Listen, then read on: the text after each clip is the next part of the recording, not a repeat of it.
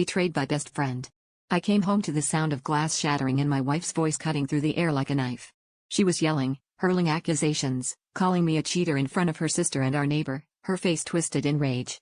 I was stunned, her words hit harder than any punch, and all I could do was stand there, stunned, as she listed off supposed evidence, things I'd never done. The worst part was how quickly everyone seemed to believe her, how their eyes narrowed at me, like I was already found guilty. But I couldn't just take it. I shouted back, demanding to know where this was coming from, what proof she had.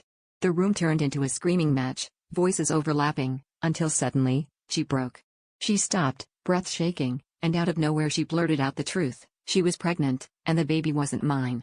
The words hung there, heavier than the broken glass on the floor, and everyone fell silent. I felt my legs nearly give out as she looked away, unable to meet my eyes.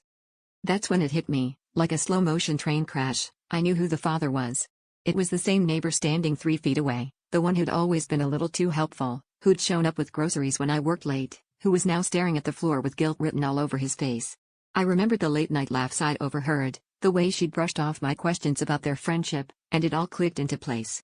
My anger boiled over, but I didn't lash out. Instead, I laughed.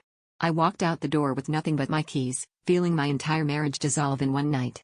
But the twist that gutted me most wasn't her betrayal or the neighbor's cowardice, it was the relief I felt as I drove away. I realized I'd been trapped in this toxic cycle for longer than I cared to admit, and her confession was the only honest thing either of us had done in years.